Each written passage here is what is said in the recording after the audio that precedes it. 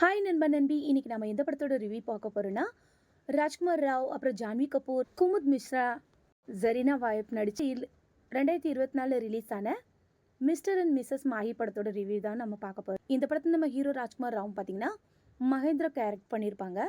நம்ம ஹீரோ மகேந்திராவுக்கு பார்த்தீங்கன்னா கிரிக்கெட் தான் எல்லாமே. இந்தியாவுக்காக விளையாடணும்னு ரொம்பவே ஆசைப்படுவார்.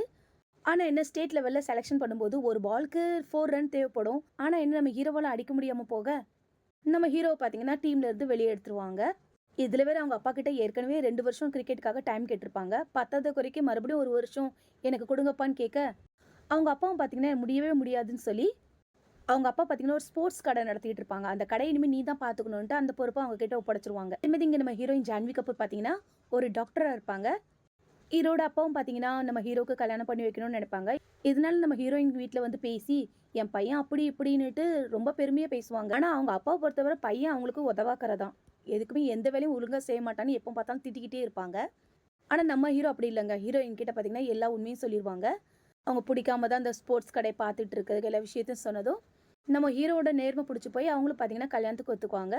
ஒரு வழியாக பார்த்தீங்கன்னா 2 பேருக்குமே கல்யாணம் ஆயிரும். எப்படி நம்ம ஹீரோக்கு கிரிக்கெட் ரொம்ப பிடிக்குமோ அதே மாதிரி தாங்க நம்ம ஹீரோயின் மாயிக்கும் கிரிக்கெட்னா அவ்வளோ பிடிக்கும்.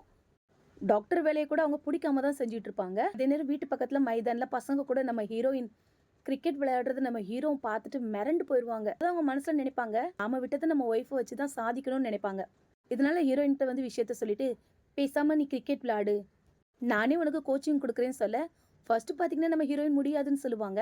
அதுக்கப்புறம் நம்ம ஹீரோ பேச்சை கேட்டு ஒத்துக்குவாங்க. ஒரு பக்கம் அவங்க லைஃப் நம்ம பார்த்தீங்கன்னா நல்லா போயிட்டு இருக்கும்.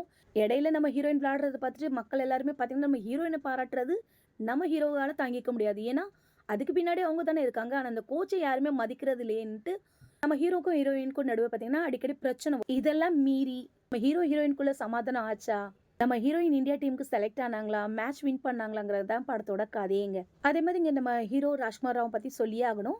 உண்மையில எங்க அவங்க கொடுத்த கேரக்டர் சூப்பராகவே பண்ணியிருக்காங்க.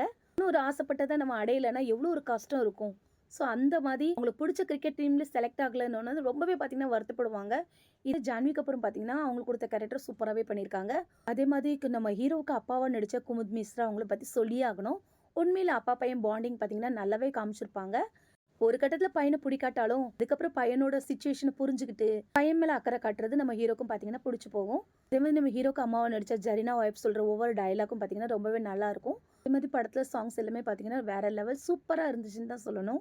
மொத்தத்தில் படம் என்னவோ ஸ்டார்டிங்லேருந்து பார்க்கும்போது கொஞ்சம் ஸ்லோவாக இருந்த மாதிரி தான் இருக்கும். கதை என்னவோ நல்லா தாங்க இருந்துச்சு. மொத்தத்தில் இந்த படத்தை பற்றி சொல்லணும்னா படம் நல்லாவே இருக்கு.